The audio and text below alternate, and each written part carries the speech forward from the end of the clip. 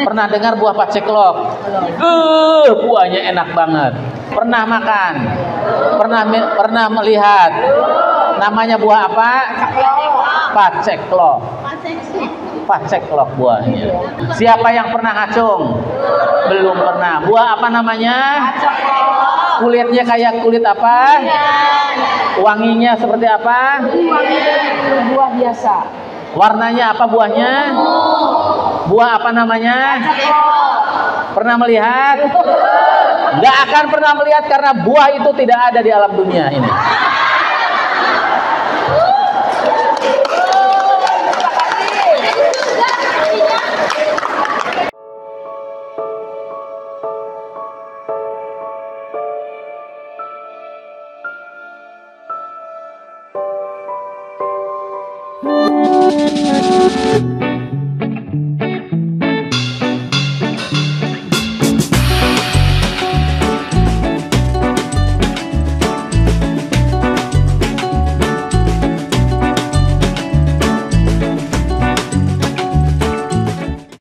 Assalamualaikum warahmatullahi wabarakatuh. Waalaikumsalam warahmatullahi wabarakatuh.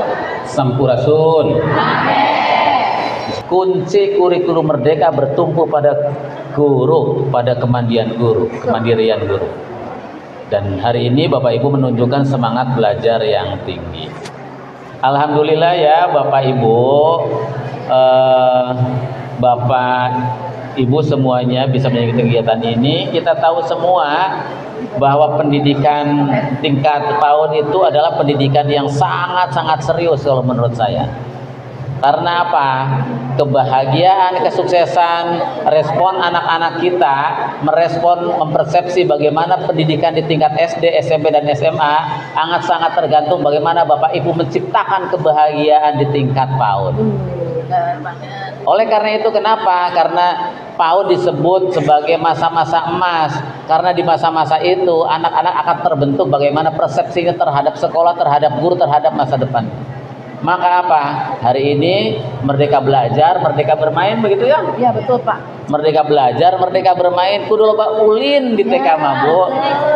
Ya. Setuju. Guru-gurunya harus banyak berbahagia, walaupun gajinya kecil, bahagia we wayahna. Begitulah pendidikan. Masa-masa PAUD, masa-masa TK adalah pondasi pendidikan yang selanjutnya, baik SD maupun SMP. Sehingga apa? Harus menanamkan apa? Kalau di lingkup capaian pembelajaran di kurikulum merdeka di PAUD itu apa sih? Dasar-dasar keagamaan ya Bu. Ya. Dasar-dasar keagamaan dan berkarakter, berakhlak. Budi pekerti. Budi pekerti. Itu kan capaian pembelajaran. Yang kedua kan jati diri gitu ya. Yang ketiga apa Bu? Literasi dan STEM. Gitu. Ini yang harus diperkuat. Makanya Bapak Ibu, saya nitip masa-masa di TK, di PAUD itu masa-masa penumbuhan saraf-saraf ya. Sinep-sinep yang ada di otak kita itu mulai dihubung-hubungkan di masa anak-anak itu. Kita harus merangsang. Nah, kita kan penggantinya orang tua. Kita kan di sekolah itu menjadi orang tuanya anak-anak. Dan demikian juga orang tua di rumah-rumahnya itu harus menjadi gurunya anak-anak.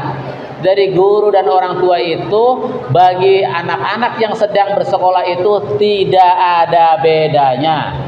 Orang tua sebagai guru dan guru juga sebagai orang tua. Karena apa? Sama-sama mempunyai tanggung jawab untuk menumbuh kembangkan anak-anak. Anak-anak yang berbagai macam karakter dan potensi itu. Anak-anak yang sesungguhnya tidak ada satupun anak bodoh yang ada di kelas-kelas Bapak Ibu semuanya. Semuanya mempunyai potensi, semuanya mempunyai bakat. Tergantung bagaimana kita bisa menemukan atau tidak bakat yang ada di dalam diri anak-anak kita. Semua anak dalam pandangan Ki Hajar Dewantara itu istimewa. Tidak ada yang tidak istimewa, semuanya istimewa. Anak-anak itu seperti benih. Makanya saya menciptakan program tatanen di Balai Atikan. Itu falsafah pendidikan. Sesungguhnya mendidik itu adalah sama dengan bertani.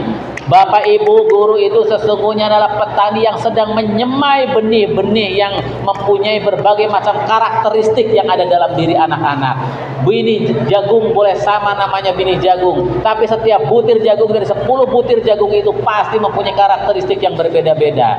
Tugas kita, tugas sekolah, tugas yayasan adalah menyiapkan persemaian yang subur untuk tumbuhnya benih-benih yang akan kita tumbuh kembangkan itu. Guru-guru bertugas menyemai, guru-guru bertugas menyinari dengan kasih sayang, guru-guru bertugas menyirami dengan cinta kasih, guru-guru bertugas menyiangi dengan metode dan cara pembelajaran yang Bapak Ibu kuasain. Agar apa? Agar anak-anak itu bisa tumbuh dengan baik. Makanya saya sangat berwanti-wanti kepada para pengelola yayasan, para pengelola pendidikan. Hati-hati loh. Anak-anak TK, anak-anak PAUD itu anak-anak yang rentan. Anak-anak yang akan mengingat apapun yang Bapak Ibu lakukan hari ini di sekolah-sekolah mereka. Pernah dengar paceklok? Pernah dengar paceklok? Paceklok. Pernah dengar buah paceklok? Buahnya enak banget. Buahnya warnanya ungu. Kalau dimakan harumnya melebihi buah duren dan kulitnya seperti buah duren. Pernah makan buah ini? Buah ini hanya tumbuh di Irian Jaya di Papua dan mahalnya luar biasa. Pernah makan? Pernah melihat? Namanya buah apa? Paceklok. Paceklok buahnya. Pernah lihat? Ibu pernah sebagai narasumber. Ibu sebagai ketua IGTI Provinsi Jawa Barat pernah. Ibu pernah belum? Belum pernah. Siapa yang pernah ngacung? Belum pernah. Buah apa namanya? Kulitnya kayak kulit apa? Wanginya seperti apa? Buah biasa. Warnanya apa buahnya? Buah apa namanya? Pernah melihat? Nggak akan pernah melihat karena buah itu tidak ada di alam dunia ini.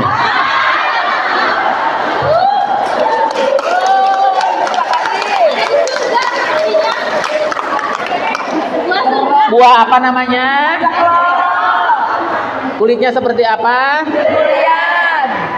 Warnanya? Enak banget nggak? Pernah lihat belum? Tumbuhnya di mana?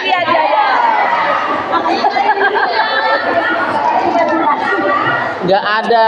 Tapi kan ketika saya buah apa namanya? Begitulah Bapak Ibu menanamkan sesuatu kepada dalam diri anak-anak didik kita. Apa yang Ibu lakukan hari ini terhadap anak-anak didik Bapak Ibu di sekolah-sekolah akan terus membekas. Padahal itu udah Bapak coba hapus segala macam. Buah apa? Tuh, pan inget wae buah. Kulitnya seperti apa? Tumbuhnya di mana? Tidak ada di dunia. Tidak ada di dalam dunia. Diralat, tidak ada di dunia. Ketika Bapak Ibu melakukan hal-hal yang kadang-kala di luar kontrol Bapak Ibu kepada anak-anak didik Bapak Ibu di sekolah-sekolah hari ini, sampai ia sarjana, sampai ia mempunyai anak, sampai ia mempunyai menjadi guru, sampai dia menjadi apapun, akan membekas dalam diri anak-anak yang masih TK dan PAUD itu. Makanya harus hati-hati. Itu yang saya inginkan kepada Bapak Ibu, bahwa apa yang dilakukan orang tuanya Michael Jackson, apa yang dilakukan oleh orang tuanya Thomas Alva Edison, mereka berhasil. Itu adalah menjadi gambaran bagaimana pendidikan di masa-masa usia dini ini sangat menentukan. Thomas Alva Edison itu waktu kecil itu dibully terus, Bu. Dia tukang jualan kacang. Dia disebut anak gila.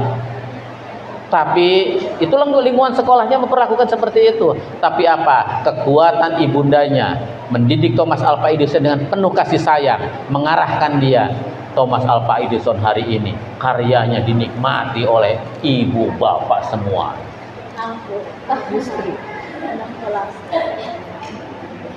Thomas Alva Edison dibesarkan oleh orang tua yang mempunyai kasih sayang yang luar biasa, mengarahkan dia. Dan Thomas Alva Edison dibully oleh teman-temannya di sekolah, di lingkungan bermainnya, tapi orang tuanya mampu menumbuhkan dengan kasih sayangnya, sehingga Thomas Alva Edison yang disebut gila itu melahirkan peradaban dunia sampai hari ini. Michael Jackson walaupun disebut berhasil, tahu semuanya bagaimana akhir hayatnya. Karena apa? Thomas Alva Edison oleh orang tuanya ditekan. Walaupun dia mempunyai kesuksesan dengan daya tekan orang tuanya, apakah dia merasa hidupnya bahagia? Tidak, Bu. Ini adalah gambaran kita bagaimana kita di masa-masa anak usia dini harus memperlakukan mereka dengan baik.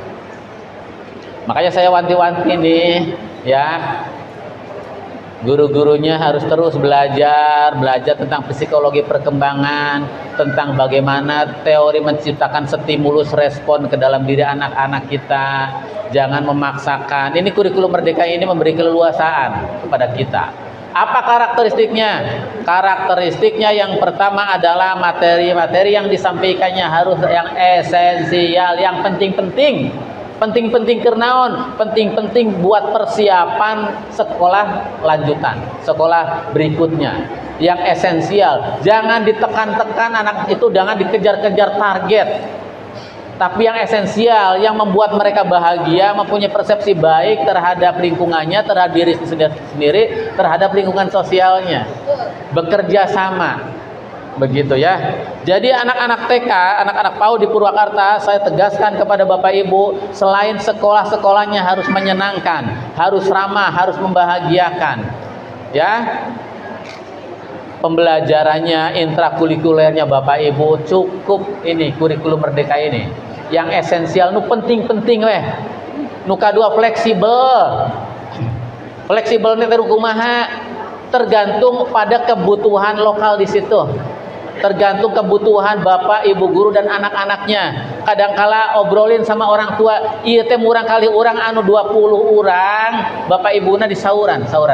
Ieu putra urang kedah tiasa naon ya.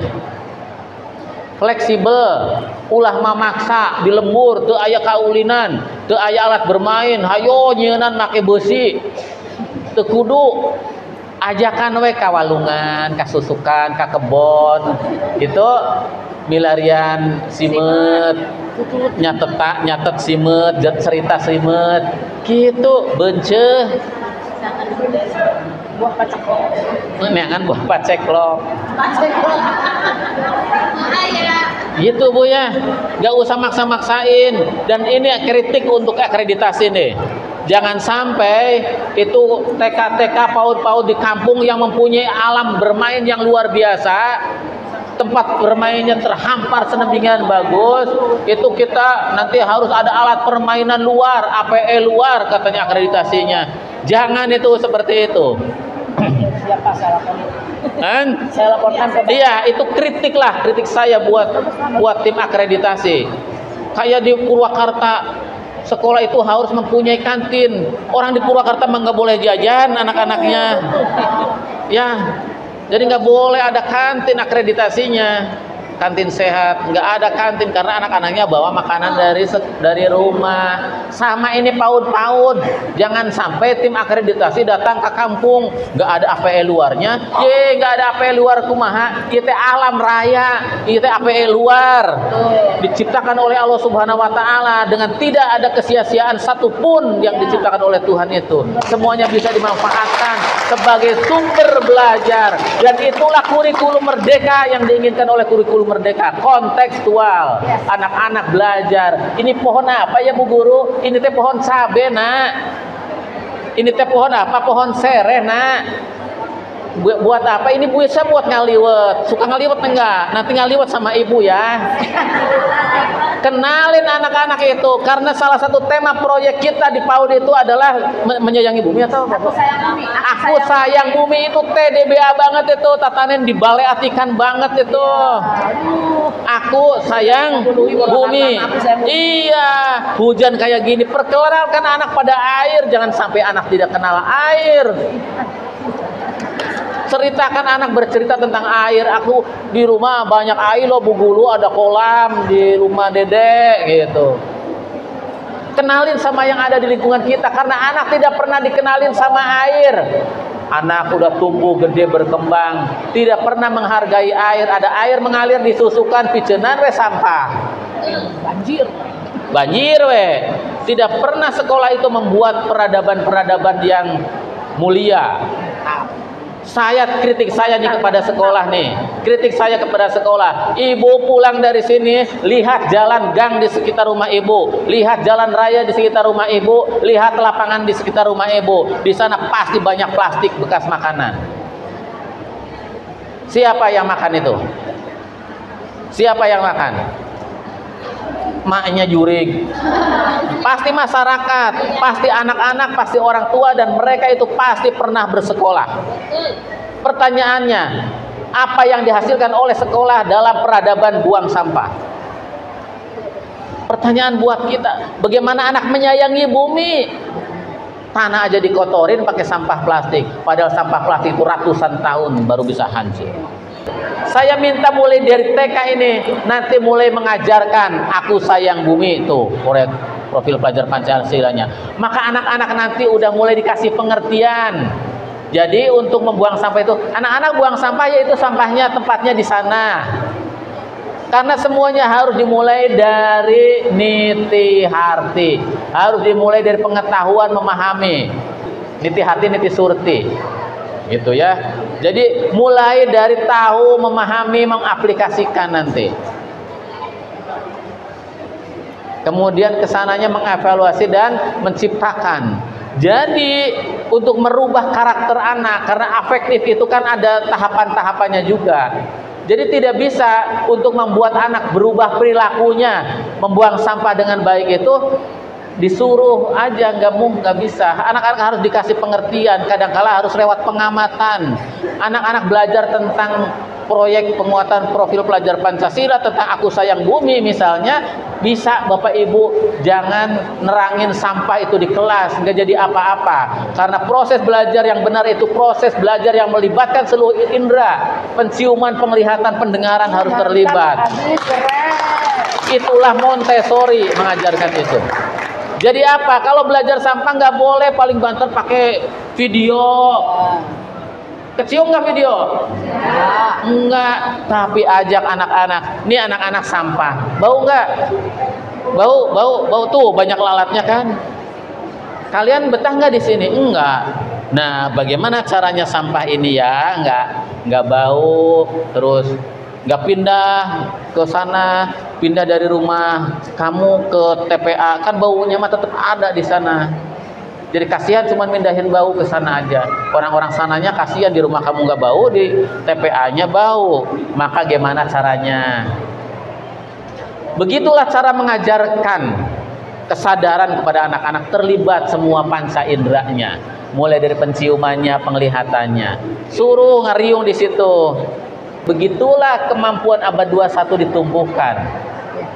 Berpikir kritis, berkomunikasi dengan baik. Begitu kemudian kesananya bisa menciptakan. Kurikulum Merdeka yang selanjutnya bukan hanya materi-materi esensial, bukan hanya fleksibel. Nah, yang fleksibel itu disesuaikan dengan kebutuhan ya tadi ya. Jadi kalau hidupnya di kampung, nanti sesuaikan dengan kebutuhan di kampung aja. Bermainnya apa? Bisa bermain dari daun singkong gitu, geus hese meuli kertas, meuli itu meuli ieu, naon namina teh eta teh nu kikituan teh? Naon? Hah? Gami naon? Origami nu lipat-lipat gitu. Mending lamun aya kertasna, lamun eueuh di lembur kudu meuli, kolotna teu bogaeun duit. Balanjana jauh, nu aya we naon di ditu? Iya, daun sawo, daun. Itulah kontekstualisasi, itulah merdeka belajar. Daun sampe, daun apa Bu? Iya, yang kayak dulu Bapak Ibu tuh waktu kecil, ajarin lagi itu. Jangan ditinggalkan, itulah kearifan lokal. Kenapa anak-anak kita hari ini semakin jauh dengan kehidupannya? Karena pendidikan mengajarkan sesuatu yang tidak kontekstual. Karena tidak diajarkan pada kontekstualisasi, anak-anak kita ngajul kemana-mana, yang dikejar-kejar nggak sampai, yang ada di sekitarnya ditinggalin. Ya, betul Bapak. Sehingga apa? Kalah kita semua sama Jepang sama Korea. Hari ini Jepang menyiapkan makanan tuh, makanan yang dipetik-petik dari kebun kita tuh, ginseng Jawa, supa, lah, labu madu, puding, iya yang kayak gitu, kelor, oleh mereka disajikan di mall-mall. Dan Bu Olis itu kalau ke mall pasti masuk ke tayang suki, ke suki-suki itu 150.000 per orang, ngambilin daun satu-satu.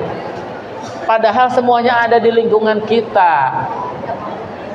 Makanya saya hari ini mengadakan festival tuh, festival makanan sehat pelajar SD dan SMP. Alhamdulillah hari ini anak-anak SD sudah berkreasi demikian rupa. Ayo nunyian puding daun kelor, ayo nunyian puding bunga telang, puding daun bayam Brazil. Mereka berangkat dari lingkungan sekolahnya dalam program tatanan di Balai Atikan.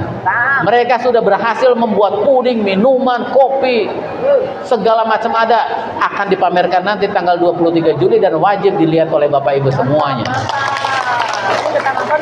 Iya, silakan Ibu datang ya nanti tanggal 23. Tempatnya di Balai Guru Lindung. Hasil ciptaan anak-anak kita.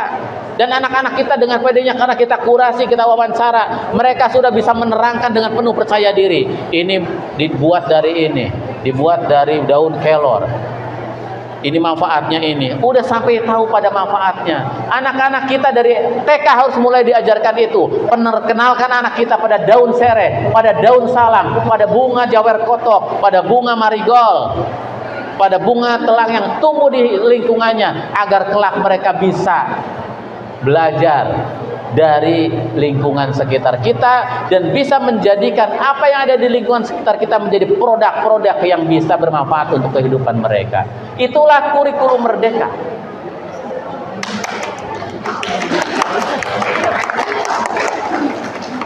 Kusabab teu wawu kana tanggal sereh geus gede geus SMP jeung indungna asup ke stasiun kopi pesen orange juice aya mah jus jeruk pesen ieu naon avocado aya mah alpukat dihadap aya lemon grass wah ieu keren ieu ari pas disuguhkeun teh keluar daun sereh naon Pak Purwanto terang gitu pangalaman. Iya mah lemon grass sereh. Ternyata daun sereh yang kita sepelekan itu menjadi minuman yang luar biasa. Kalau disentuh dengan kreativitas, kalau disentuh dengan inovasi, kalau disentuh dengan kewirausahaan. Maka apa? Sekolah-sekolah kita harus melahirkan itu semuanya. Jangan lari jauh-jauh mengejar yang tidak terkejar oleh kita, tapi berangkatlah dari apa yang ada di sekitar kita. Itulah fleksibilitas kurikulum merdeka. Yang terakhir literasi, dasar-dasar literasi dan STEM. Maka pembelajaran itu harus mulai memperkenalkan. Itulah kurikulum merdeka, terkoneksi antar berbagai macam disiplin ilmu. Dan itu akan menjadi kekuatan besar pendidikan kita. Kekuatan besar perubahan pendidikan di Kabupaten Purwakarta. Terima kasih semuanya. Mudah-mudahan semangat terus. Yang penting Bapak Ibu pulang dari sini ingat Paceklong. Terima kasih. Dengan mengucap Bismillahirrahmanirrahim, workshop implementasi kurikulum merdeka pada jenjang PAUD dengan resmi saya nyatakan dibuka. Terima kasih. Wassalamualaikum warahmatullahi wabarakatuh.